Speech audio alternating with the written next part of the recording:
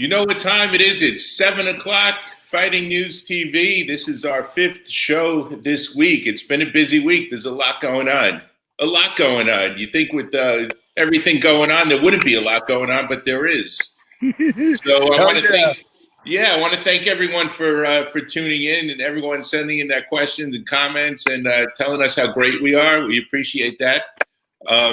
Steve doesn't hear that a lot. I do, but it's a good thing. It's a good thing. We also want to thank our sponsor, Fusion CBD, who is also the sponsor of our guest today.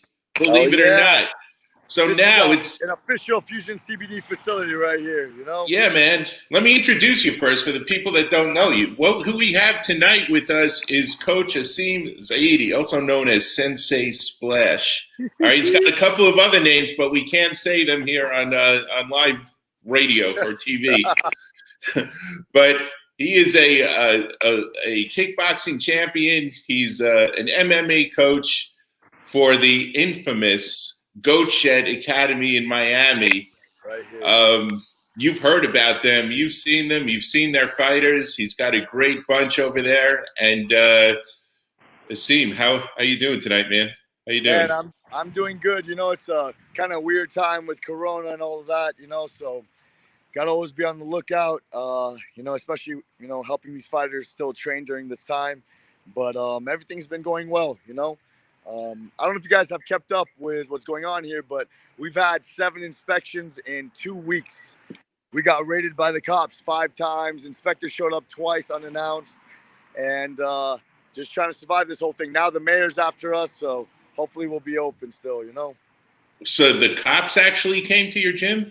Why? Oh, yeah. So there's a big thing going on right now. So not even trying to sound arrogant or anything. You guys know that on Instagram, Goat Shed is kind of everywhere.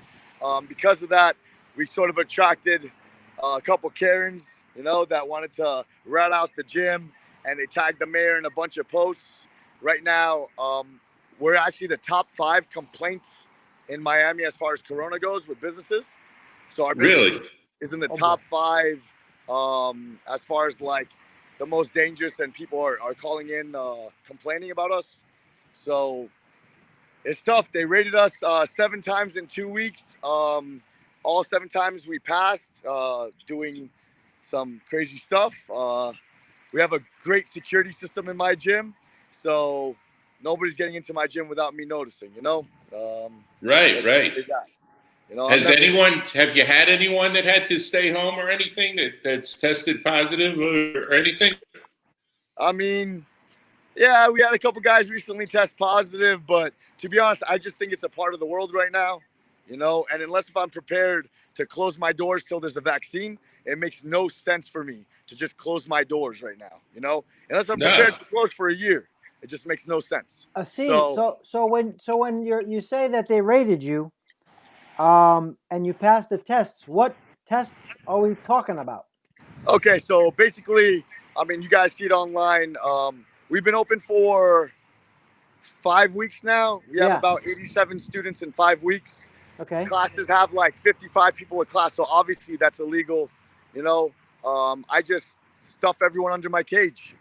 Cops come, nobody's around, and we're good to go. So that's what happened.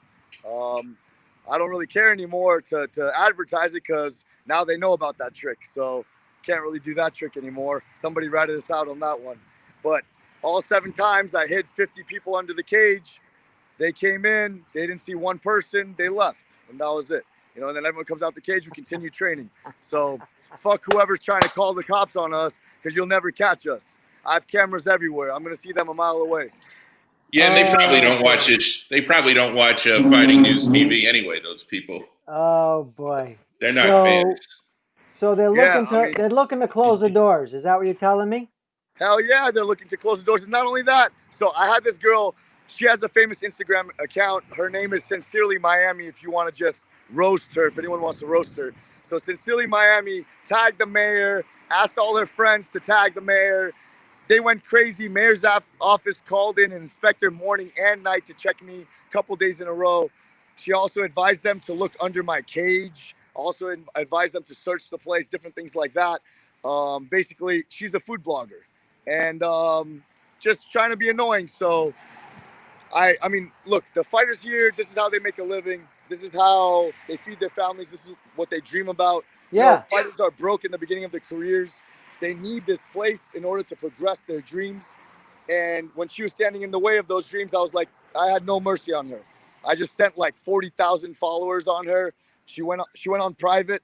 So as a food blogger going on private, I basically fired her from her own job, you know? And that was it. You know, she begged me to stop. And I'm like, dude, Miami hates you. It's not my fault. You brought this on yourself, you know? How did she know about the cage trick, about the under the cage trick? Okay, she actually, her exact words on her email was something to the effect about like, search the area, he's hiding them somewhere. But the actual cage thing, I don't know. I saw an email later on because I have connections in the department, police department and stuff like that. So I saw emails later on where they said, look under the cage. I'm not sure if she assumed, but she definitely said to search the area, you know? Whatever it is, it doesn't matter now. We'll have to use different tactics. I obviously can't use that anymore. They're actually, it helped me out a lot. I've gained students because of Karen. And not only that, we're doing a Netflix series now that we're just signing. The Netflix series is starting a couple weeks from now. It's Really? to do with how businesses are trying to survive during coronavirus, as well as how ridiculous of a school we are because we're absurd people, you know? Congratulations. So is this a Netflix series? It's about like you're gonna have like one episode in the series, or the whole thing's gonna be about you guys? Well, the whole thing's gonna be about it. Basically, there's a lot of interesting characters that are going on here. They decided to do a documentary about the gym, and during the documentary, they basically were like, they've done a couple of documentaries for Netflix already, and they're basically like, this place is insane. Every 5 minutes there's something crazy happening here. Like, we want a docuseries. So we're gonna talk to an investor. Investor agreed. Everyone agreed. We're gonna start hopefully next week or two. Filming's gonna take a while, but it'll be released. And Goat Shed basically took over this freaking place in 2 months, in 8 weeks. You know? Yeah, man. So it's going good, man. Well, you got quite the cast of characters in your gym there. Let's talk about some of your fighters because they're some of Miami's best. Definitely. You know, we have Ryan Coos. I'm probably one of the guys that is the most accomplished. I always tell him, you know, he's one of the most valuable goats for sure. You know, just outstanding, winning titles all over the place. He's going to be fighting in Titan FC next month, I believe. Right. So and is that his debut? That's his pro debut? Yeah, finally, pro debut, UFC Fight Pass. The poor kid's been in training camp for like, I don't know, like a year. Just coronavirus, canceling stuff and all this stuff. So finally he's fighting for Titan FC. I want to thank Lex so much because he's found a way to continue throwing events during coronavirus, which is not an easy thing to do, you know? Yeah. So he's gonna be on the card on the 28th, August 28th? Yeah. All right, cool. Actually, it's pretty cool because, you know, I was talking about it with some guys, and very recently we were so excited that 4 goats were fighting on XFN. And we were just so excited about that. And then now we got 4 goats fighting on UFC Fight Pass. And it's just nice. More and more it's becoming a reality, you know, and pretty soon we'll have 4 guys fighting in Bellator and 4 guys fighting in UFC. And it's just, this is a dream come true, you know. And 2 guys fighting Bare Knuckle Fighting Championship. Hell yeah. I have a couple guys that want to do it. I'm nervous about, you know, them doing it, but yeah. It is what it is, you know. Hey, you got the belt holder, Louis Baboon. Dude, this guy's okay, look, let me tell you something about Baboon. So this guy's fighting for a world title. He's right now inside teaching, by the way, and he just won this championship last week. The guy didn't stop teaching up until his world title fight. And the guy's teaching the week of his fight. So less than 7 days. Yeah. Like, what a stand-up guy, man. It's really well, awesome. He didn't get hit, Asim. That's why. Yeah. His face was untouched. Perfect. And by the way, I don't know if you guys know 45-second fight, you know, 45 seconds he was in there. I don't know if you guys know this. He has a meal plan company now. I'm not sure if you guys heard of it. Yeah, he was on our show the other night. He told us all about it. Yeah. So, yeah, dude, Balanced Life Bento, I just started it. Unbelievable. I'm not just saying it because I'm telling you. It's like having a subscription service to Uber Eats. Like, you're going to get the best food in the world. It's crazy. Nice. Yeah, Steve, run the name there down there. What was it? It was something Bento. Balanced life. Yeah, Balanced Life Balanced Bento. Life Bento. Yeah. Balanced Yeah. Life Bento, I mean, phenomenal, man. The food is just great. So Baboon's in here. You know Hector Lombard's in here. He's fighting Kendall Grove soon. So Who's he fighting? Kendall Grove. Okay. Now All with right. Hector, when he has a fight schedule, it's a little scary. Bring him into the gym, but I gotta do what I gotta do to help him out. You know. Yeah. Who wants to spar with Hector when he's cutting weight and getting ready for a fight? Who do you got? I mean, Who goes in there with him? He's really great with most of my fighters, but the thing is, if somebody doesn't respect him, he definitely makes it known, you know? Yeah, but some guys get irritable when they're dieting and cutting weight and before the fight, and you've seen guys like that, right? No, of course. I mean, it's normal, and the thing is, he just won't. And I agree with him in a way. Like, he won't give him an inch. You know what I mean? Like, somebody disrespects him, they're gonna know they messed up real fast. You know? I mean, I don't know if you guys saw it. I posted a video of him sparring somebody that was just rude, and he ended up knocking the guy out in like 7 seconds. I posted it online. It went viral. It got like 100,000 views in like 24 hours. So, oh yeah. Yeah, man. He's an animal for sure. You know. He is. He's a strong guy, man. So you got Hector Lombard. You got Louis Baboon. You got anyone else that's looking to fight in bare knuckle? Bare knuckle, no, it's just Baboon and Hector. I have some guys that want to do it. There's a 10-time national Cuban national champion that wants to fight bare knuckle. So he wants to do it. I don't think I'm gonna let him do it, but he's very interested. But yeah. We also have, I mean, Landon just fought last Titan. I don't know if you guys saw that fight. Landon Quinoni? Yeah, sure, definitely. Man, I have to say with him, I mean, it's not bare knuckle, but changing the subject, that guy. His fight was probably one of the most exciting fights as far as all the goats go, you know? Yeah. That was an absolute war. I mean, for sure. That was great. You know, the fighting news, not Matt, but the fighting news, Steve, and the fighting news. Melissa was there. We interviewed him after his fight. I mean, that was a great fight. Wow. Yeah. Yeah, we've interviewed him a couple of times. We interviewed him after, I think he just did a grappling match at PFL or something like that. Yes. Yeah. That's true. So we've known him. We've interviewed him. Were you guys at Danny Colazzo's fight a while back when he got dropped in one fight? No. Event? Danny Colazzo. It was a very similar thing. Like, he was beating the guy. He got dropped for no reason, but he ended up getting up the same way Landon did and just destroyed the guy. And it just shows something so special in a fighter when they're able to do something like that, because that's a rare thing. I'll be honest, if that happened to me, I don't know what's going to happen to me. I'd probably just give up at that point. But these guys are just phenomenal athletes, you know. Landon showed me something very special. No one can deny that kid after that performance, you know. Yeah, absolutely. Absolutely. Look what happened to, what's his name? Who's it? Sean Brown at Titan, that last Titan event. He was winning the whole fight. Yep. And all of a sudden, man, it just turned around the last minute, and he got choked out. Yep. And he's a tough kid too. For sure. No, it's unbelievable, man. Some of these fighters, what they're able to do. That's one thing. Right now, it's kind of cool. Usually I do a bunch of hype videos and kind of like crazy stuff. We have fun with it. We act like the super villains and stuff. But I'm gonna throw out some sentimental videos soon, because I don't think people really know any of the stories of the guys in here. And some of them have such fascinating backgrounds and really nice stories. And like my man, Angel Alvarez, you know, the other day, we're sponsored and I'm part owner of this car luxury rental company, you know? And we were driving a Rolls. He's driving the Rolls Royce and he starts tearing up. And I'm like, yo, what's happening?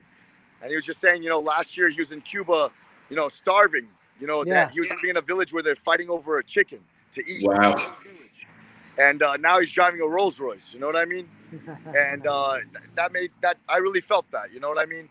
And he's a guy that, you know, he escaped Cuba, went to Mexico. He was captured by the cartel. They tried to execute him. Then they let him go after he begged to be let go. Came to America, got arrested, obviously for, you know, being illegal. They allowed him to stay here, you know? And now he's finally here following his dreams, and every single dollar he gets, he sends back to his son in Cuba. He's trying to bring his family over here. It's just such a beautiful story, And there's a lot of guys like that. He's not the only one. And it's time to like shine light to these people, and stop for a moment, take a break from the supervillain and kind of show, the good hearts that are in here, Yeah. Well, first of all, that's that Angel was the one who fought in XFN, the last one, right? Yeah. Yeah, he's a good. I'll get in touch with him, man. I'd love to tell that story. Yeah, I'd love to do it. He doesn't speak any English. No problema. No problema. Entiendo español. Perfect. We'll get Caroline on the show. And I'll tell you this. He comes up to me every day, and I'm telling you, he's not supposed to be amateur. Like, I just bargained. I fucking begged with Daniel K to get him a title shot. They're trying to find him the best 45er alive to fight him in amateur division because he can't fight amateur anymore. He's done with it. You gotta imagine, this guy's been doing judo for 18 years. And I'm talking about Cuba's top 3 country in the world at his sport. And he was the best for 10 years in a row. Yeah. Like, this is not an amateur fighter. You can find an undefeated 10-0 amateur. They don't have the experience of Angel. Angel's an Olympic athlete. It's something else. So that's it. He wants to fight one more amateur to get the title. I'm making him do it. And then he's going pro after that for tight end for sure, without a doubt. Nice. Yeah, I like to hear those stories, and there are a lot of athletes, that have stories like that, backgrounds, and it's interesting. It's cool. It's what I like to do. So we'll get in touch with them. I'll tell you this too. There's 2 guys, they've never fought MMA before. When you see them at XFN, well, hopefully this doesn't get viewed by any of the amateur fighters in their weight class because they'll never fight them. But we got 2 new Cubans, okay, that defected as well. One was on the national team for 10 years as well for wrestling. And the other one is a 5-time All-American. He was an All-American senior in high school and every single year of college. They both just joined, and I'm telling you, after 1 month of training, they're not gonna get touched as an amateur. They won't get punched once. I'll bet my fucking life on it. Those aren't the twins, are they? Those aren't twins, are they? No. Different guys. No, one grew up in Cuba, and the All-American grew up in America. You know those twins? Exactly. You know those twins? No. Oh, I think I know. Aren't they judo They guys? don't speak a lick of English. They're twins. They both fight at 145. Yes, they're judo guys. They came to my gym one time. Yeah.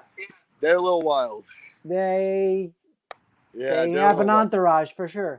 Yes. I don't know. No comment. Yeah. No comment.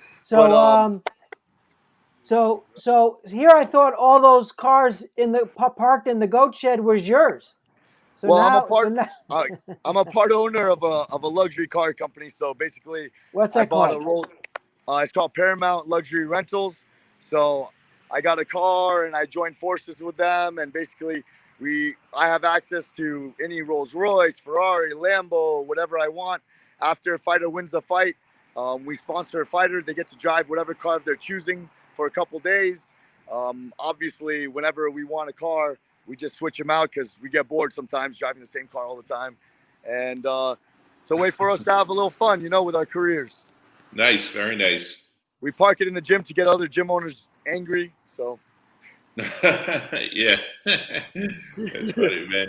So you got an all American wrestler fighting the amateurs, man. It's they ought to bump those guys up to pro if they show any kind of skills. Sorry. Yeah. Say that again, my bad. I said that when you get an all-American wrestler fighting in the amateurs down here, man, they should bump those guys up. They should just give them 2-3 fights and then let them turn pro. I agree, and they don't want to be amateur. It's not like we're trying to hold them back. They do not want to do amateur at all. I'm telling you, they all have these 3 guys have the same story. They're like, no, we need our family. We need to bring our family from Cuba. We don't want to do this. We want to be pro. And I feel for them. You know what I mean? When these Cubans signed up, I'll tell you this, the 2 new wrestlers, man, it made me super sad because they came up to me the first time ever meeting me. And they basically were like, look, we come from the mud of Cuba and we came to this country to make something of ourselves. We're not here to play around. We'll do whatever you tell us. Tell us what you want us to do, and we want to be successful. We didn't come here for no reason. And they're fighting for a different reason than another fighter. You know, another fighter fights because they wanted to. These guys are not only fighting because of that, they're fighting because they have to. They're fighting like their life depends on it. You know what I mean? Yeah, exactly. In Cuba, I don't know if you guys know this, but that's how they feed their family, by winning tournaments. You know what I mean? If you don't win a tournament, your family doesn't get fed.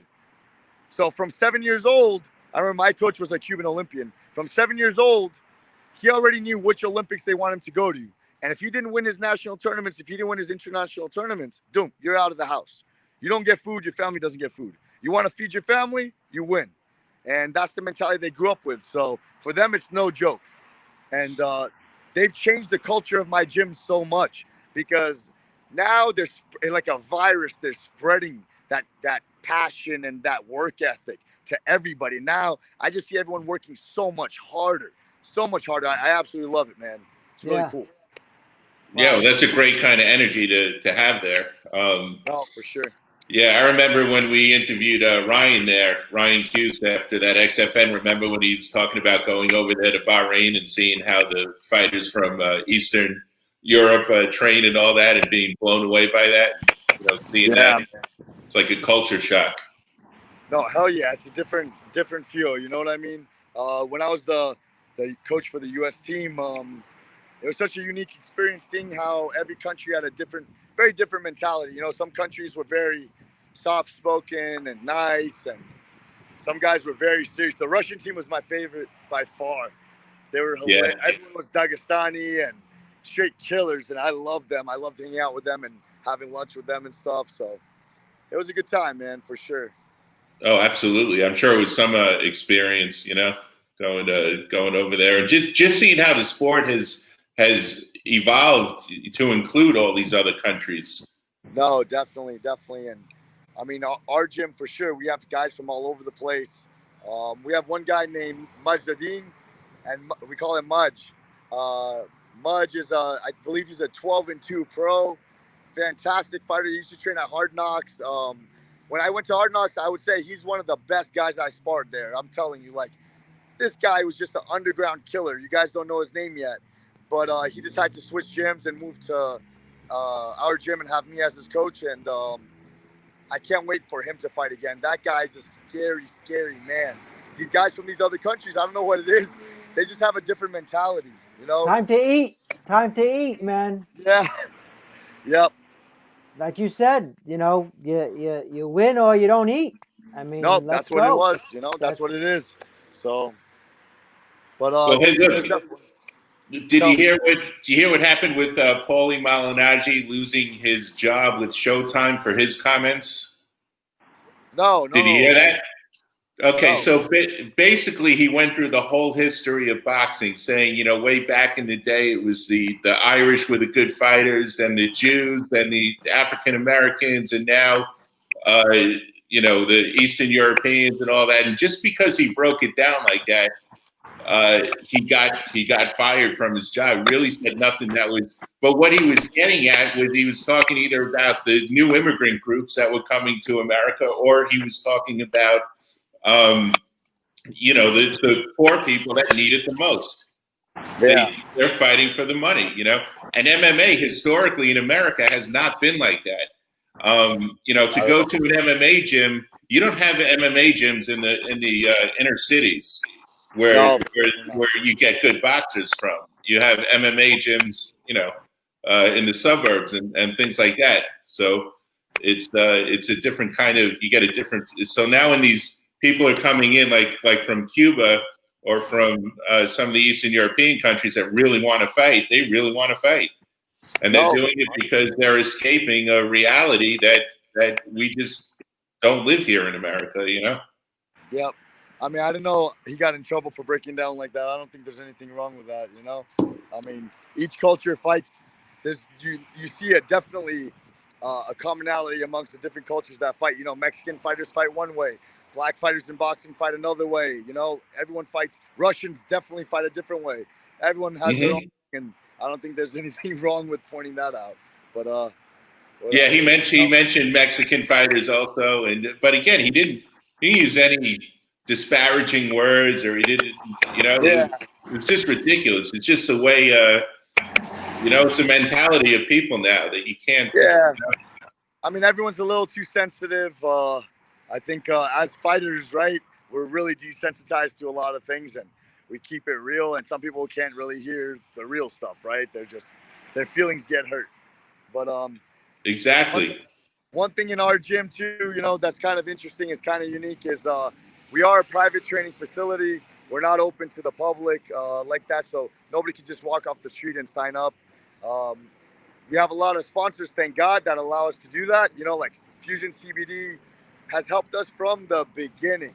They have supported our team and helped us so much, to the fact that now I can focus on my fighters and not worry about members. You know what I mean? That's why I always say we are a Fusion CBD facility, and all my fighters rep them 100%. And, just with that, I can focus on my fighters and not have to bring just that sensitive crowd into my gym and be political. I can say whatever the hell I want, and if they're mad, they can stay mad. Yeah. So tell us how that works. How do you select a fighter that comes knocking on the door and says, "I want to train here. I heard you guys are the best gym in South Florida." So here's the thing: a lot of people think that there's a trial and they have to get accepted. A lot of fighters think that. It's not at all. I actually really enjoy taking guys that don't know anything or are complete trash and really teach them, because that shows that I'm a good coach, that my guys have a good coaching staff. It gives me credibility, So no one has to come in here already a killer. That doesn't give me any credit. I want to make sure I can develop guys. So to get into this gym, I give guys usually 2 days free, a week free, to test out more their personality. Like, are these good people? Are they going to work hard? Or do they get along with everybody? Are they helpful to their training partners? Or are they here just to be a complete dick? Yeah. Like, who are these people? And depending on that, we keep them around or we don't keep them around. Same thing with the hobbyists, guys that aren't necessarily fighters that train here. I do allow that. I let them try out a little bit. And again, I see, are these guys helping my fighters? Are they open to learning? Like, what's their personality like? And based on that, we can see if their money's accepted here or not. You know what I mean? So I don't think of it like a membership. I think of it like almost like a contribution to the gym, a donation to the gym. You know what I mean? To keep this thing going, keep it alive. But before we even accept that person's money, we need to first see what kind of person they are, Now, look, we have the gym up. We act crazy on Instagram, and I told you, we love playing the heel, right? Like in WWE. It just makes life fun for us. Yeah. We really enjoy that. But in reality, everyone here has such a loving attitude. We really help each other out, and when people are struggling, we're there for them. Just so you guys know, when coronavirus first hit and everyone lost their jobs, I taught 5 classes a day for free for over 2 months. I had over 60 people here training for free, trained them all day with the risk of getting arrested, with the risk of a $15,000 fine, with the risk of being shut down for free. Why? I wasn't going to make $1 from them, because I love these guys. This is my family. Yeah. This is my family 100%. I'm there for them. They're there for me. And I'm willing to put it all on the line for these guys, because I do this for passion. I don't do this for money, Thank God. I'm blessed. I have my other businesses that do fantastic. I don't need this business for money. So this is my passion project. This is something I do just for the love of it. And how did you meet the world famous Hector Lombard? How did you two guys? So growing up in the sport, I traveled everywhere. I started at the Gracie Academy. Actually, my first coach was my father. He was a fighter back in the day. And he took me to the Gracie Academy when I was like 10 years old. And then Which one? Say it again? Where was this? So there's 2 headquarters. One is in California. One is here in Miami. So there was a Gracie headquarters here in Miami that my father took me to. And soon, I became the assistant instructor there. Hoist Gracie sent me to New York. So one day I'm eating lunch with Hoist. And he's like, "Hey, who's your favorite fighter, ASIM?" And I'm like, "Oh, my favorite fighter is GSP." So he calls GSP at the lunch table. He's like, "Hey, I have a black belt here. I'm going to send him to you." I just won the kickboxing world championship twice. He's like, "I'm going to send him to you to check it out." So I flew to GSP's gym in TriStar at Montreal, and I trained there for a while. I was with TriStar for a very, very long time. And every time I would come back to Miami, I would go to American Top Team for sparring. And that's where I met Hector Lombard, you know? And I was the only one that would spar with this guy just because I was mesmerized. I love Hector Lombard. So I would spar with him all the time. I didn't care how hard he would go. He respected me a lot. Eventually, I think he really loves me a lot. I'm probably his favorite person in the world. And because of that, he doesn't kill me when he spars. That's a good thing. Yeah, I'm telling you, he could have the worst day, and if he's angry and he walks into my gym, I already know he's ready to kill somebody. So I spar because I know if he spars me, he's gonna be laughing and smiling the whole time. He can't hurt me. He'll never hurt me. You know, he loves me too much. Wow. So, Nice. so you mentioned one of my Mount Rushmore people, GSP. Yeah. What was that like training with GSP? Well, it was awesome, man. He teaches class at TriStar, you know, and he obviously takes the classes as well. So I was with him for a while, and by far the most technical gym in the world. No doubt, I'm telling you, coaches, this is going to sound so bad. The coaches here in Florida are trash compared to Faraz Zahabi, GSP, John Danaher, Gary Tonin. There's nothing like these guys. I swear to God, I'm not being an ass. The coaches, all the coaches I hope they're listening. You are trash compared to what those guys know. There's the reason my gym's successful is not because of me. I'm not special. It's because I'm teaching exactly what GSP taught me. I'm teaching exactly what Faraz Zahabi taught me, what John Danaher taught me, what Gary Tonin taught me. I'm not making this shit up, and it works. We came from nowhere. We were a small little team. We were a joke to everyone. We won every single title. We're winning all these fights. You look at our win to lose ratio, and it's absurd. Our wins are so high, skyrocket high. Again, we blew up. I opened up my own facility. This place is making $250,000 within the first month, right? $250,000 a year within the first month of opening. It's not because I'm some spoiled brat, you know, from Miami. It's because I'm teaching knowledge from the greats. Like you said, the Mount Rushmores. Yeah. GSP's a genius, 100% genius. So is Danaher. Danaher is it? Danaher. Okay, so after I was at TriStar for a long time, Faraz and Ayman Zahabi sent me to John Danaher. And I trained with John Danaher. I would fly there every month for a week and take privates every 7 days a week. I'd take privates. So you got to imagine, I would spend $3,000 a trip on just privates and food in New York. Wow. And I would do that every month. Every month I would fly there for a week. And I literally have Jesus Christ. I have every single move I've ever learned from John for 3.5 years on my phone, written down. And I just teach my guys his curriculum. And well, he's one of the originals, man, that was up there, you know, when the Gracie Academy opened in Manhattan there. Did you train with, did you ever meet Phil Nurse? So I had scheduled a class with Phil Nurse, but the thing is, I got so obsessed with John Danaher, and he started teaching me striking privates. And while he was teaching me striking privates, I was like, dude, this is one of the best striking coaches in the world. And I don't want to go anywhere else. Nobody knows this yet, but John Danaher is not only an unbelievable jiu-jitsu coach, he's an unbelievable striking coach. He understands striking more than most boxing world champions, world champion coaches. Because I've been around the world for striking too. You know, I won kickboxing worlds twice. I've traveled the world for training.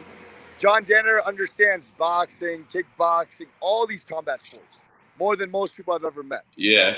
Where did he train in boxing and striking? That's what boggles my mind. I have no idea. And what sucks is I'm there training with Gary Tonin, and the reason why I learned all of John Danaher's MMA systems was because Gary and I are very close. So I would be in the privates with Gary, preparing for his fights. So I would learn, just like he has his jiu-jitsu systems that everyone's obsessed with, he has MMA systems that everyone's obsessed with. And right now he hasn't released the DVDs, but one day he's going to release it. You know what I mean? And basically, I took a class with him striking, and he's teaching things that took me so long to learn. I would get beaten up to learn the lessons he's teaching Gary Tonin off the bat. Yeah. Class number 1 with Gary, he's teaching stuff that I had to get my ass whooped in the gym to learn, you know? And it was super cool. Yeah, that's we were just talking about Phil Nurse. I had Ray Longo on the show a couple of weeks ago, and Phil he's still got a gym up there in Manhattan. Man, Yeah. have you ever seen tapes of Phil Nurse? Have you ever seen him fight? No, he's he's a flashy guy. I love his style. He's sick. Yeah, he's incredible, and I know he was in GSP's corner for a couple of fights. Yeah, he was. But again, that style of Muay Thai, I guess it didn't fit me also, so decided to stick with John Danner. I'm a big believer in John Danner, Gary Tone, and all those guys. That's my team. That's where my heart's at, so I would never go anywhere else, man. I'm for life with those guys. Yeah, man. I hear you. So you were trained by Gracie. Do you receive any belts with Gracie? Yeah, I'm a black belt in jiu-jitsu and black belt in judo. I got my black belt at the Gracie Academy here. And yeah, I was with them. I taught for 12 years. I taught in the gym, and I was their student for 15 or 16 years. Right. So you're teaching Gracie Jiu-Jitsu in the Goat Shed? At the Goat Shed, I teach John Danner's MMA systems. Okay. So I have a lot of respect for the Gracie family. Of course, they're the pioneers of the sport. But with the sport of MMA the way it is today, things are very different than how the Gracies taught back in the day. Yeah. The rules are very different also. So I only teach John Danner systems, and obviously you can see the success in my guys. That's what they're using. So I always give credit to him because I'm by no means a genius myself. I just stole everything from my teacher. Everything from my teacher, Yeah. We interviewed Hoist Gracie, and he said when his dad came to the United States, nobody knew Brazilian Jiu-Jitsu, and in Brazil it was everywhere. So they're like the founders of bringing it to the United States. The gyms popped up everywhere. I mean, I took probably more privates with Elio Gracie than anyone in Florida, to be honest. Yeah. When Elio was here in Florida, I was his assistant, so I got to spend a tremendous amount of time with Elio Gracie. Actually, if you look at my school, I have pictures with him when I was 10 years old, 15, 16, 17. Wow. Spent my whole life with that guy, and he was the reason I am the person I am today as far as personality goes. The reason I'm so outspoken and ready to challenge people, ready to put it on the line, and I don't hide my thoughts is because of him. That's how he was. He passed away. I think it was 105 or something when he passed away. Yeah, he's an old guy. 105. Wow. Yeah, he passed away when I was like 19, and up until the last days, I remember when he would teach a class, he'd look around and he'd be like, "Hey, if you guys don't believe in jiu-jitsu, if you guys don't believe in Gracie Jiu-Jitsu, take a step forward." He was ready to fight still, So he was a crazy, crazy man. But again, the reason why I have this attitude and I teach my fighters this philosophy is because of him. That's great. I think a lot of jiu-jitsu instructors today, they try to pretend that jiu-jitsu is based off humility, no ego, being soft-spoken, and it's just a complete lie. Jiu-jitsu was built off of kicking down a karate dojo door, throwing a gi at the instructor, slapping him in the face in front of his students, and fighting.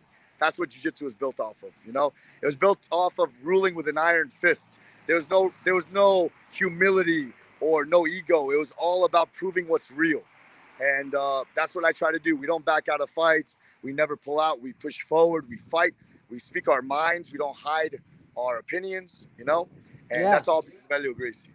How many coaches, ASIM, are there with you at the Goat Shed? So originally it was just me, but the thing is, we blew up, man. You know, and it's cool. It's really great. But like I said, 87 students in 5 weeks. It's a lot. I couldn't handle it on my own. So I found a Renzo Gracie black belt. His name's Gian. He helps me with the submission grappling courses. He has the same style that I learned from John. He teaches pure John Danner systems to my students. So it's in the same line of what I want. So what's his last name? Gian? Yeah, Gian. What's his last name? How do you pronounce that? Like he's gonna kill me right now. Mercado or something. I don't know. Okay. But it's on our Instagram, and he's the man, you know, and he's been coaching here now. He helps me with the submission grappling classes. I got Baboon to help me with the striking classes. So Baboon's here teaching right now in the gym, Right. and he helps me with the striking curriculums. And then I have all 3 Cubans: Angel, the 10-time national judo champion, the 5-time All-American, and the 10-year national representative for wrestling. I have those 3 guys helping me with the MMA wrestling course at my gym. They all teach together, all 3 of them, and all of GSP Systems, Faraz, John Danaher. That's what I focus on 100%. And where do you see the future of Goat Shed from 5 years from now? Well, I don't ever want another location. Again, this is not for me to make money or anything like that. I really don't care about that. I want to buy this whole block. I'm already in negotiations to buy the building next door, and I want to break the wall. But hopefully by January, we'll be 3 times the size. I'll own both warehouses. Then I want to buy the other warehouse next door and expand again until I own all of 36th Street. And it sounds like a joke, but my uncle actually owns the other side of 36th Street and sold all of it very recently. So I'll own this side of 36th Street just like my uncle did. So all Goat Shed. Yeah, well, the thing is, I own a restaurant in South Beach. I have properties around Miami as well. So my idea is to build a dorm here. I want to open up my restaurant on the same block. I want to expand Goat Shed about probably 4 times the size of what it is now. And that should take up the majority of the block. I've had a restaurant for a very long time in South Beach. My father opened up literally the first health food business in Miami ever 30 years ago. And I turned it into a restaurant 7 years ago. And by far, we are definitely the most successful health food restaurant in South Beach. So we need to open up another one in Wynwood. And this block will be ours soon. This is the Goat Street. The Goat Street. Right. 36th Street Savage. Yeah. What's the name of the restaurant? You told us last time. Apple something? Yeah. What is it? Hey, my man. Apple a day. Apple a day, right. It's called Apple a Day, man. So little by little, I want to take over this block. That's the mission. I give a lot back to the fighters. I don't plan to ever make money from my fighters. I just do this because I want to see all these other teams die. And that's about it, It started off I think everyone thought we were sort of a joke because I only had a couple fighters, but then they started winning titles. Then I had 5 fighters and all of them had titles. Then I had 7 fighters, all of them had titles. And now we have our own gym. I think now people know that we're legit, finally. But we still have a lot of haters. I don't know if you guys saw Danny Chavez the other day. We had a little stupid social media beef the other day. I don't know if you guys saw that. No. What happened? It got pretty big. So look, I don't target any one gym to steal students or anything like that. But Danny Chavez, he lost 6 students to me in 2 weeks. But I swear to God, I was not targeting their gym. And I noticed MMA Masters started hashtagging the real goats train here. And I mean, I didn't really care. I thought it was kind of funny. Because I find humor and stuff like that. I have no problem with anybody. But then I started hashtagging MMA Masters because I'm like, okay, you know what? They want to play this game. I'll take over their hashtag. When people go to MMA Masters, from now on, they'll see me, So I took over their hashtag, and Danny messaged me hey, man, I saw what you did. And, if I see you next time, I'll break your face. But if it was a mistake, let me know. And then I'm like, okay, you can't try to squash beef by starting beef, So I'm like, no, it wasn't a mistake, dumbass. And I just went off on him. And he just looked like a fool, He's offended. He's offended because he's losing students to me, but that's not my fault. That's his fault as a coach. That's his fault as a business owner. And now, he talked about trying to jump me next time he sees me and stuff. I posted everything to the public because, I think it's hilarious, But, yeah, that's basically it. If a gym's failing to me, that's not my fault. That's the gym's fault. Same thing with FFA. I stole 8 or 9 of their students in 3 weeks. That's not my fault. I didn't do that. They did that. Yeah. I'm not losing students to people. So just shows that they're doing something wrong, and they shouldn't get mad at me for it. So people want to be involved with Goat Shed. Well, that's what it seems like. Yeah. Obviously, I think a lot of people are confused as to what's happening here, because there's a lot of hype and not so much information. But so far, we're filling up. Fighters from all over. Dude, COVID was a blessing for me, because I stayed open. I taught for free, and a lot of fighters from other gyms came and tried us. And all the guys that signed up told me, they're like, man, when I first tried your gym, I didn't think it was going to be like this. I thought you guys were just crazy and would party and act wild. I didn't know this was an actual amazing training facility. And where'd they get that idea from? Yeah, that's what we advertise. We advertise madness and we have fun with it. I don't know. We enjoy that stuff, for me, it's very boring to see a fighter say, yeah, I worked very hard. I trained very hard. I can't wait for my next fight. Everyone fucking says that, the reason why we're sponsored by so many sponsors. Look, I'll be completely transparent. Right now, I make over 70 grand a year on sponsors, and I'm not a fighter. Another gym doesn't make that much money from sponsors. We're one of the few gyms out there that makes that much money from sponsors, and we just started. Yeah. That's not even counting the members. So the way we're marketing ourselves obviously is working. You know what I mean? It works. It gets us the title shots. It gets us the big fights. It gets the eyes on us. It's helping all my fighters, So people hate on it, but in the end of the day, it works. You know what I mean? So Asim, do you think that you have any fighters at the Goat Shed that are UFC contenders? I'm telling you, man, I will not lie to you because I have video of most of this. Yeah. Yeah, I videotape everything, okay? I'm one of the most genuine people out there. I'll tell you the honest truth. Yeah, I have video of UFC guys coming in this gym and getting smashed by some of my amateurs, okay? And it's not to say that the UFC fighter is bad. That's not what I'm saying. I'm saying that some of these amateurs that I have, some of them are extremely prepared for their careers. Extremely prepared. And they're beating guys that are 6-0, 7-0, 10-0, 12-2, 20-5. They're beating guys like that, and they're still amateurs. That's the unbelievable part, So is that a goal? Is that a goal for you at Goat Shed? 100%. I want to take over every single aspect of the sport. We're actually starting our own management team now because every management sucks here. They don't know how to score deals. I don't know what it is. They're just boring. They don't know how to market fighters for shit. My fighters that are signed right now are trying to get out the contracts to sign with me because I don't know what the hell's wrong with everyone. They do the same damn crap. Everyone does the same marketing and it's boring. So We're starting Goat Shed Marketing. We're going to call it the Goat Marketing Team and take over that industry too. We're going to get these guys into the UFC. I talked to Royce Gracie already. He's going to help me get these guys into Bellator. So that's the goal.